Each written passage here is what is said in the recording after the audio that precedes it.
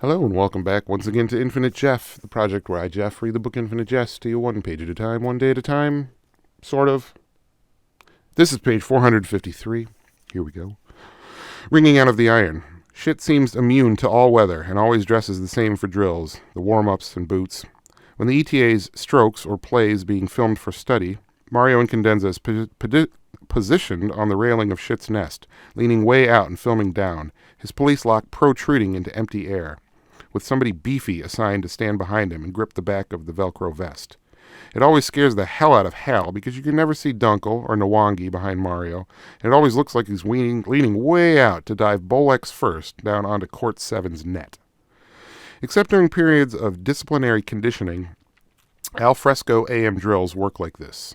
A prorector is at each relevant court with 2 yellow Ball Hopper brand baskets of used balls, plus a ball machine, which machine looks like an open footlocker with a blunt muzzle at one end pointed across the net at a quartet of boys, and connected by long orange industrial cords to a 3-prong outdoor outlet at the base of each light pole. Some of the light poles cast long, thin shadows across the courts as soon as the sun is strong enough for there to be shadows. In summertime, players try to sort of huddle in the thin lines of shade. Ortho Stice keeps yawning and shivering. John Wayne wears a small, cold smile. Hal hops up and down in his capacious jacket and plum turtleneck and looks at his breath and tries a la Lyle to focus very intently on the pain of his tooth without judging it as bad or good.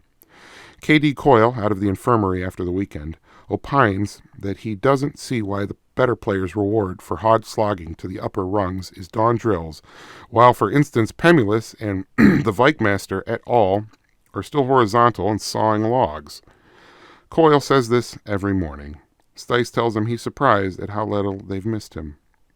Coyle is from the small Tucson, Arizona suburb of Erythema, and claims to have thin desert blood and special sensitivity to the wet chill of Boston's dawn. The Whataburger Junior Invitational is sort of a double-edged Thanksgiving homecoming for Coyle, who at 13 was lured from Tucson's own Rancho Vista Golf and Tennis Academy by promises of self-transcendence from shit. Drills work like this. 8 different emphases on 8 different courts. Each quartet starts at a different court and rotates around.